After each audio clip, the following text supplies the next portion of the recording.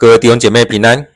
今天4月18日，感谢上帝保守我们每一天，让我们都能够来到上帝面前，来领受他的话语，领受上帝的恩典。让我们在今天也将自己献上，摆在上帝面前，求圣灵将我们的生命来打开，将我们的灵打开，来敬拜他，也来领受上帝的话语。这时候我们也透过诗歌一起来敬拜上帝，预备好我们的心，来领受上帝的话语，领受圣灵与我们的同在。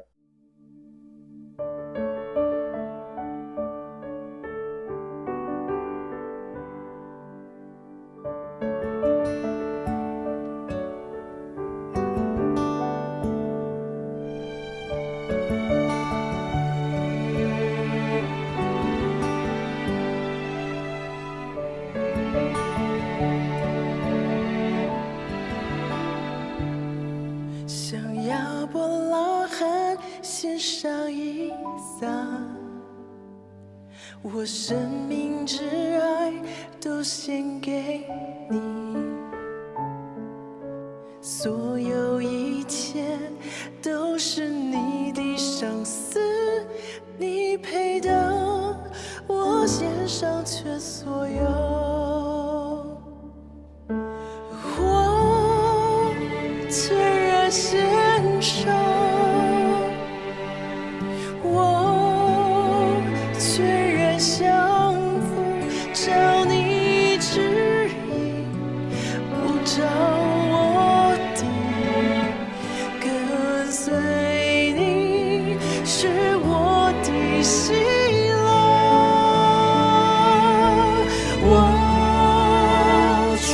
献上，我全然降服，在每一天每个选择，我都说我心尊主伟大。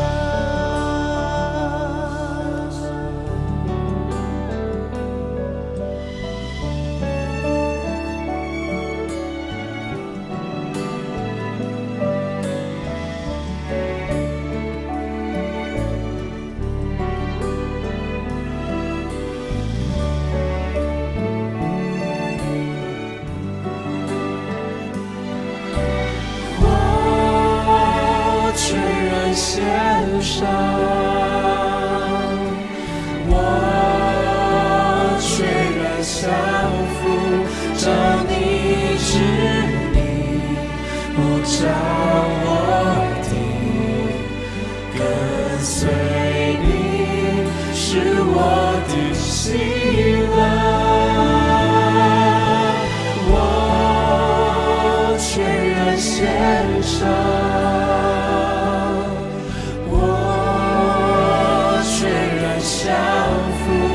在每一天每个选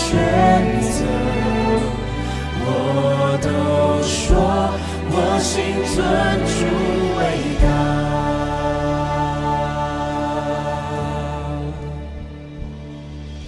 世界就在前头，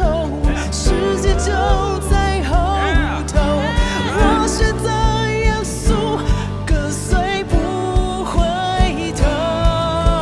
世界就在前头，世界就在后头，我选择耶稣，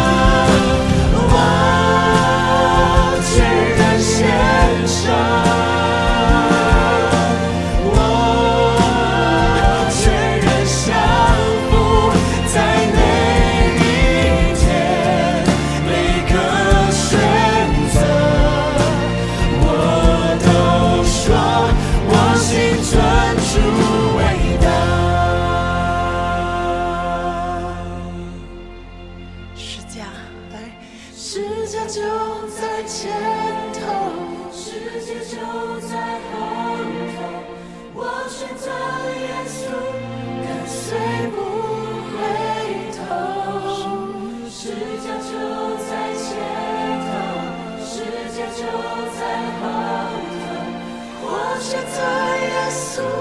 跟随不回头。再来一次，来十架，十架就在前头，十架就在后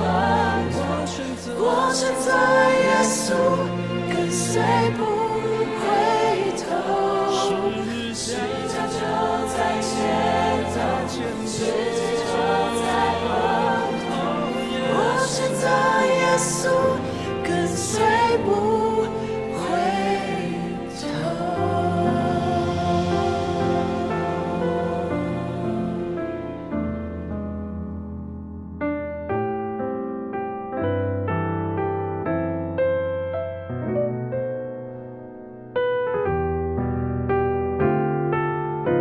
亲爱的主，我们感谢你看顾保守我们每一天，让我们每一天早晨起来的时候，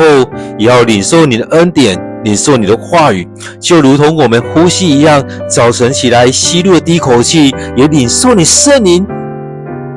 进到我们生命当中。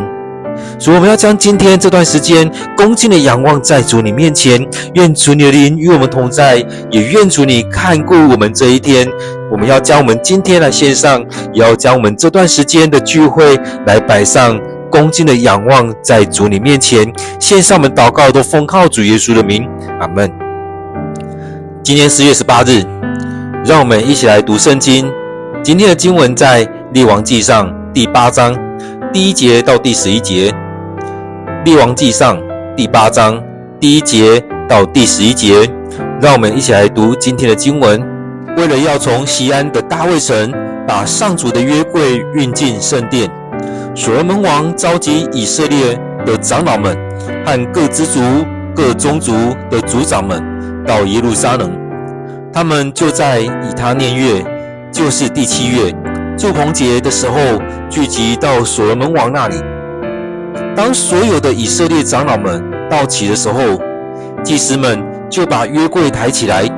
利未人和祭司也把上主的约柜、圣幕和一切用具搬进圣殿。所罗门王和全体以色列人民聚集在约柜前，献上牛羊做牲祭，数目多得无法计算。于是祭司们把上主的约柜运进圣殿，安放在至圣所2个基路伯的下面。基路伯伸开的翅膀遮住了约柜和抬约柜的杠子，杠子很长，站在至圣所正前方的人才能看到杠子的两端，从其他方向就看不到。这些杠子今天还在那里。约柜里面只放着2块石板，没有其他东西。这2块石板是以色列人民从埃及出来，上主与他们立约时，摩西在何烈山把他们放在约柜里面的。祭司们离开圣殿的时候，忽然有云彩充满圣殿，闪耀着上主的光辉，以至于他们不能回到里面执行任务。我们今天的经文在列王纪上第8章第1节到第11节，让我们再用一些时间一起来读今天的经文，也从今天的经文来领受、来默想。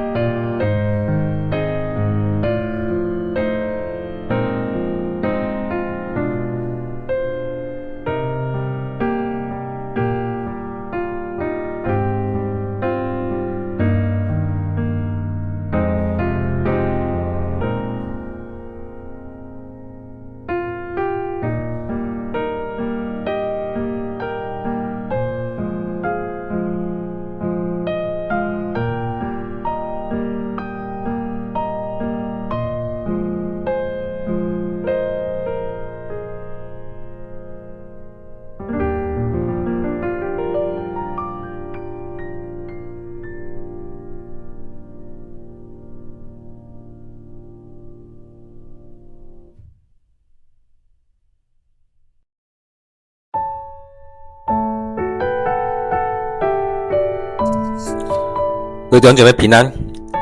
在今天的经文当中，你看到了什么？当我们在看今天的经文的时候，其实也会想到前面的经文。在前面的经文当中，所罗门花了7年半的时间建造圣殿，又花了13年的时间来建造自己的王宫，同时也完成一些圣殿所需要的东西。总共花了大概20年的时间在建造这许多东西，包含圣殿，包含圣殿的物品，包含他的王宫。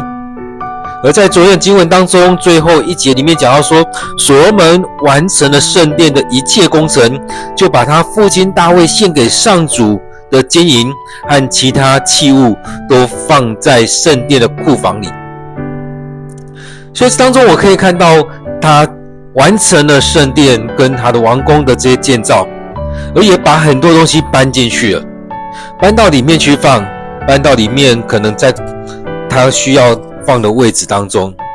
而在这里面所有一切里面，最重要的是上帝有没有在这当中。所以在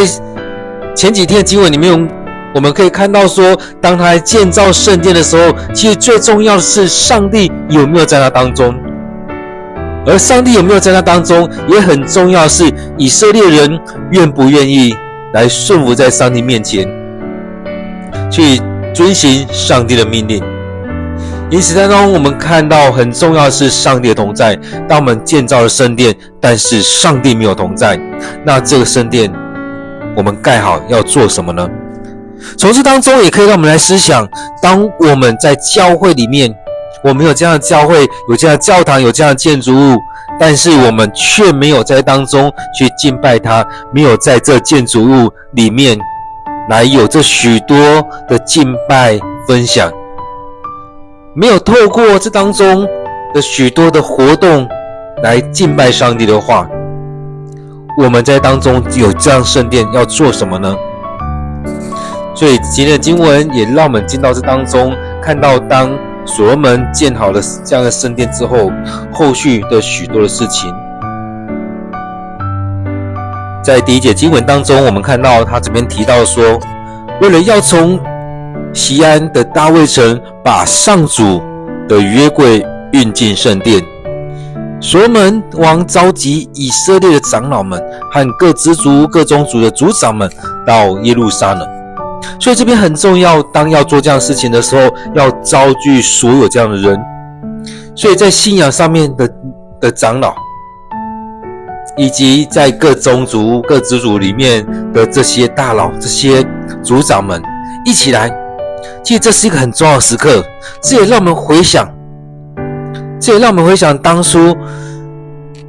大卫他在迎接上帝的约柜进到那大卫城的时候，进到那个地方的时候，其实也发生了许多事情。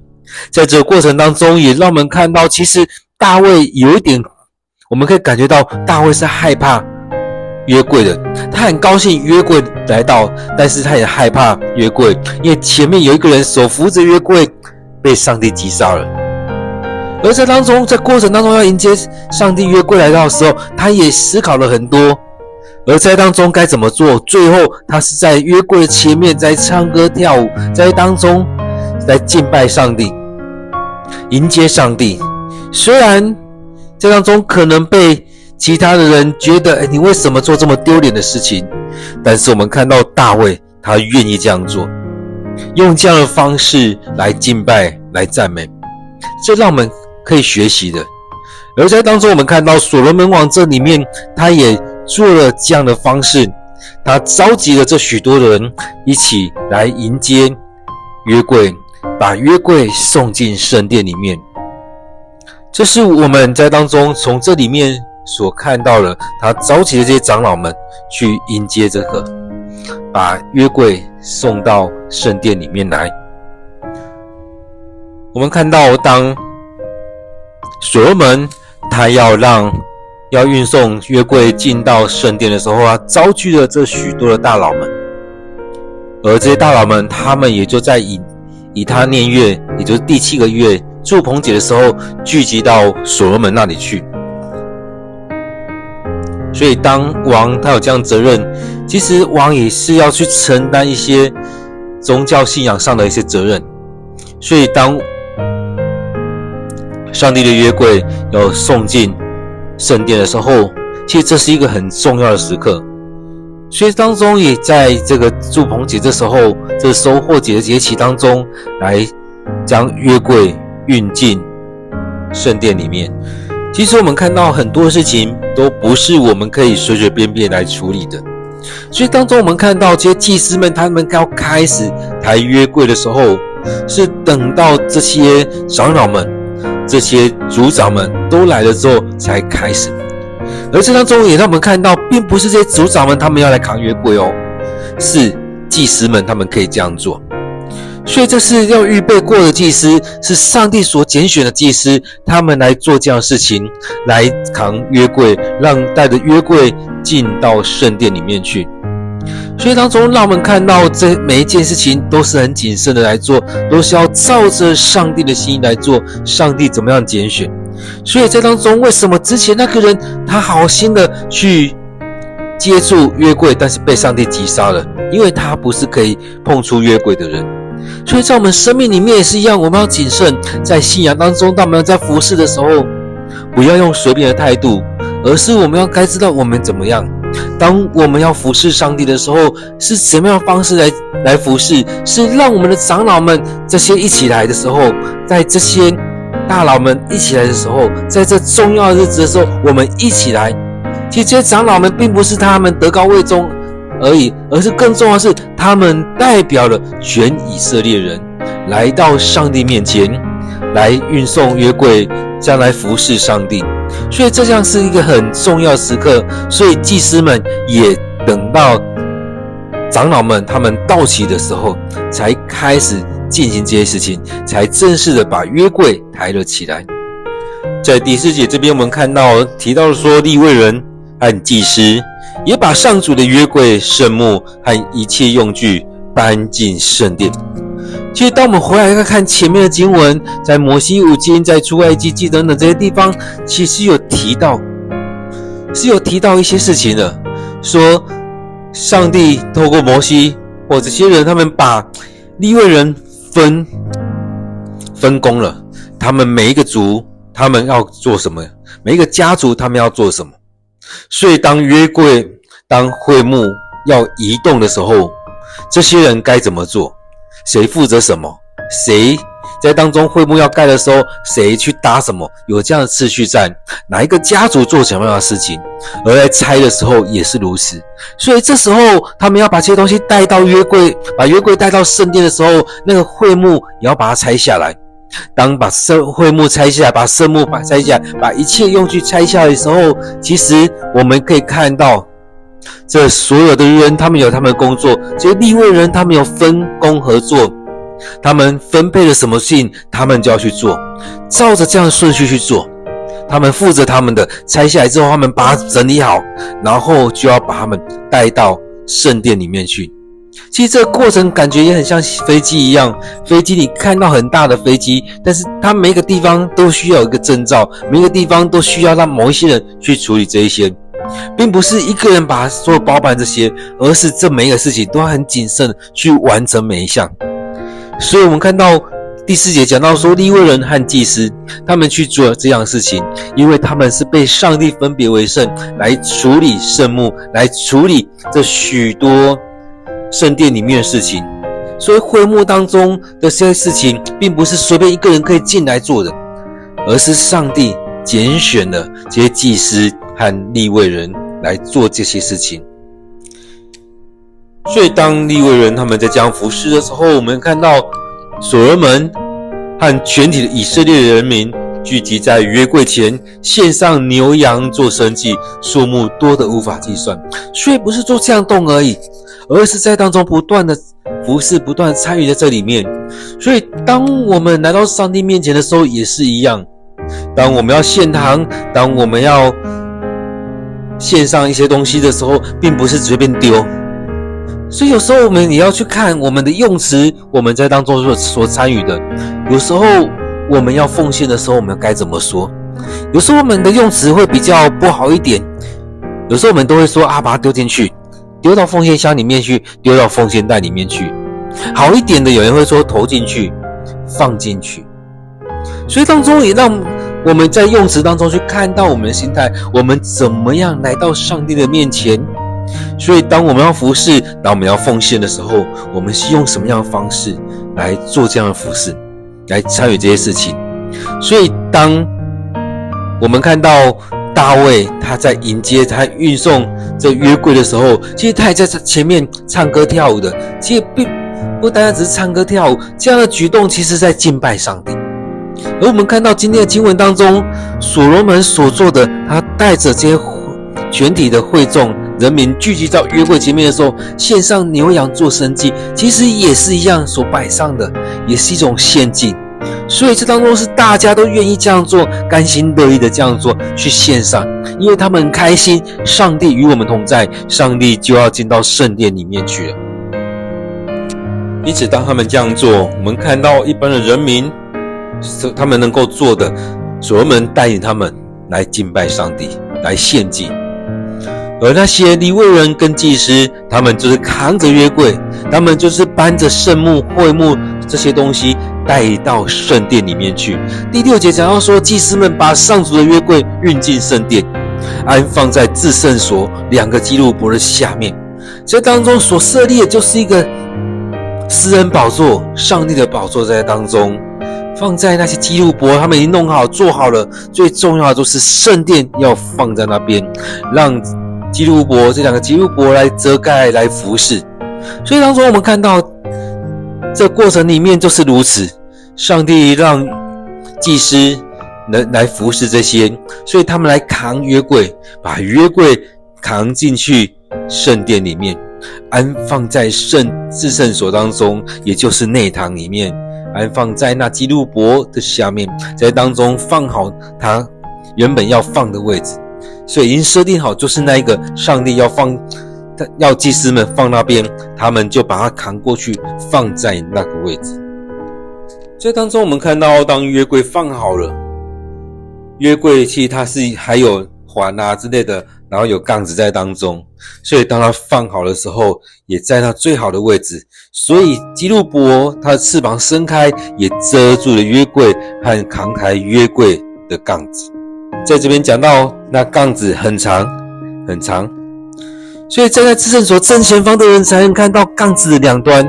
其实在当中可能那角度你没有办法看到很全面的，但是很特别是站在正前方的可以看到，如果你斜一点怎么样就可能看不到完全的，或许整个就看不到了。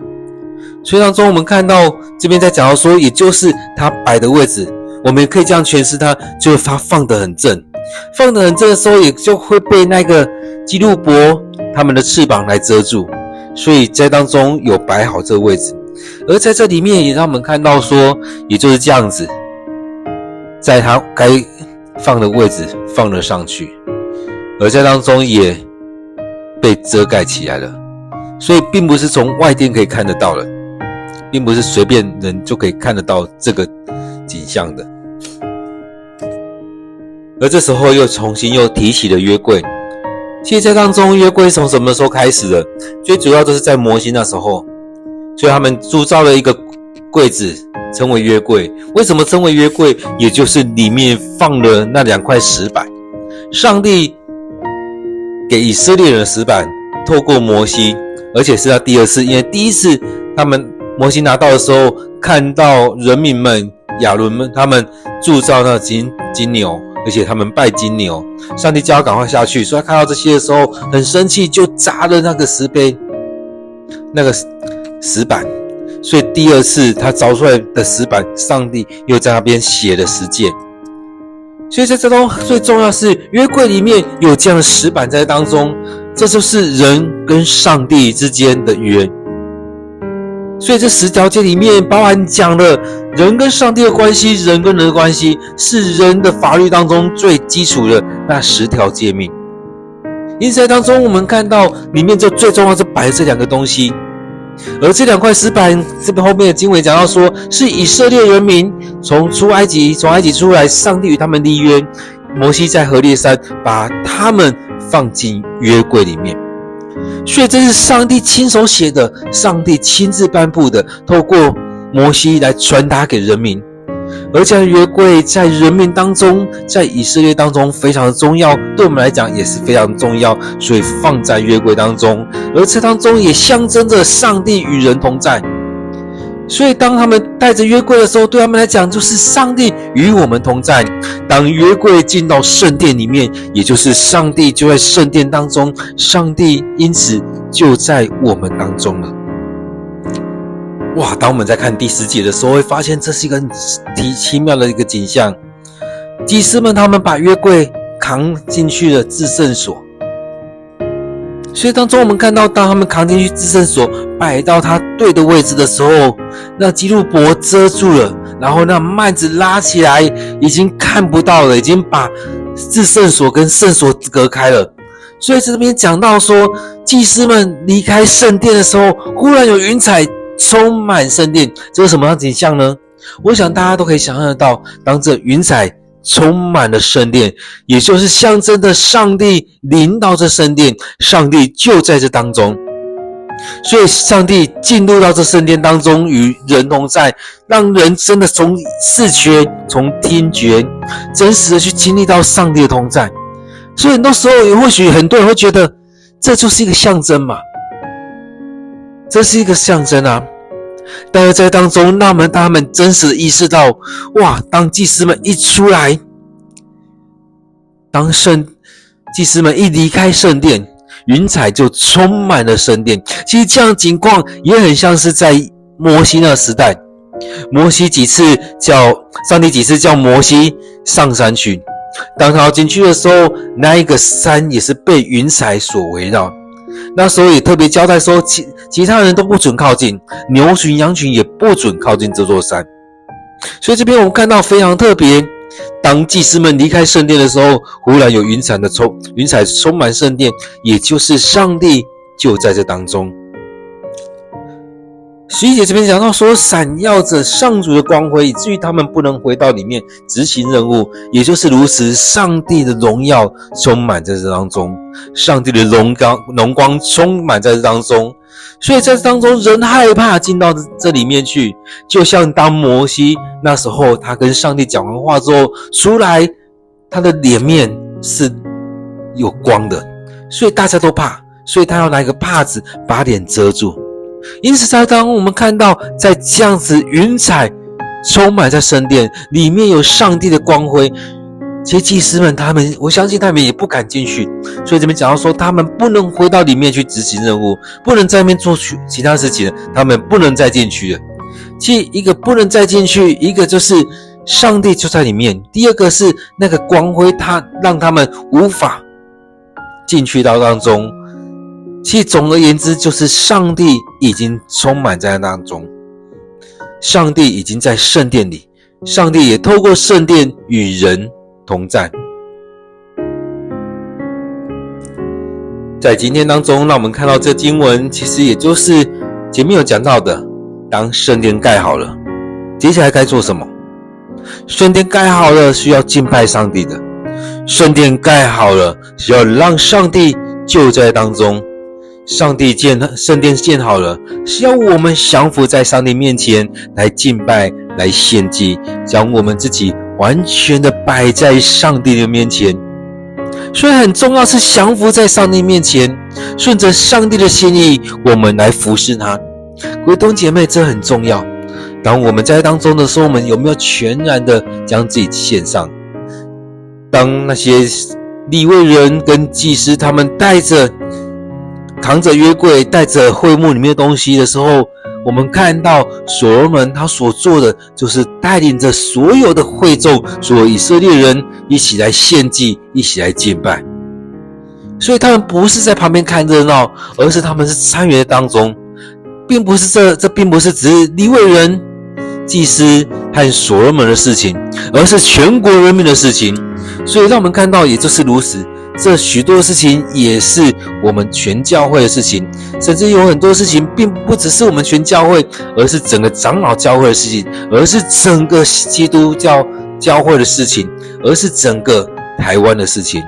各位弟兄姐妹，在这许多事情当中，也让我们去看到这许多事情，我们需要先摆上自己。因此在这当中也让我们去领受这些，也期待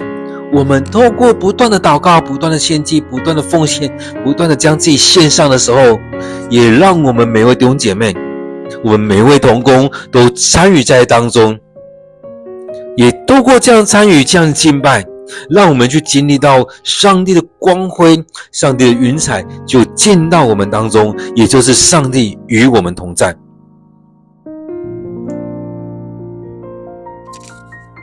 接下来也邀请我们一起来默想上帝的话语，我们再用一些时间来回想今天的经文，我们读到的经文，上帝在对你说什么，也回想着耶稣在当中牧师的分享里面你听到了什么，也让我们有一点时间来回想，来默想上帝的话语，来领受上帝的话语，看上帝是不是在这段经文当中要让我们明白，要让你听到的声音，让我们一起来默想，一起来领受。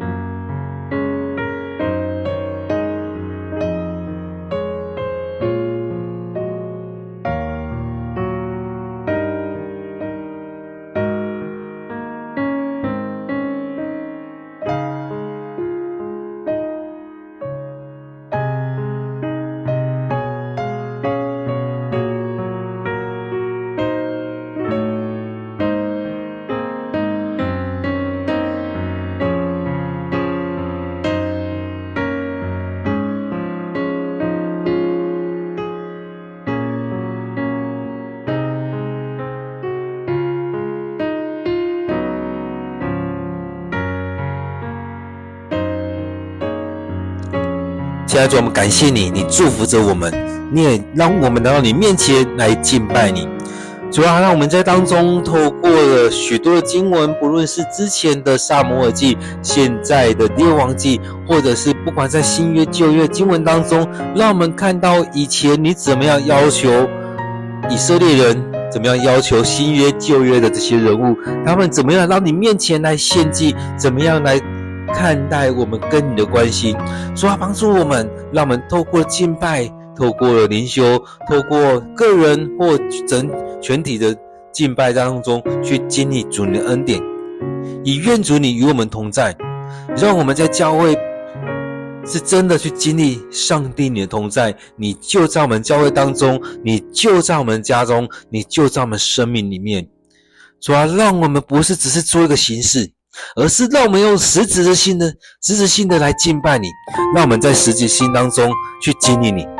让我们真实的去经历主你是又真又活的上帝，在我们当中，在我们的家中。主啊，恳求你带领我们，让我们更深的去经历你，领受你的恩典。感谢赞美主。所以我们要将今天的聚会恭敬的仰望在主你手中，愿主你赐福，愿主你带领，也看顾我们这许多身体有需要的弟兄姐妹，心灵软弱的弟兄姐妹来祝福着我们，让我们愿意将自己摆上。感谢主，我们将祷告祈求都奉靠主耶稣的名，阿们。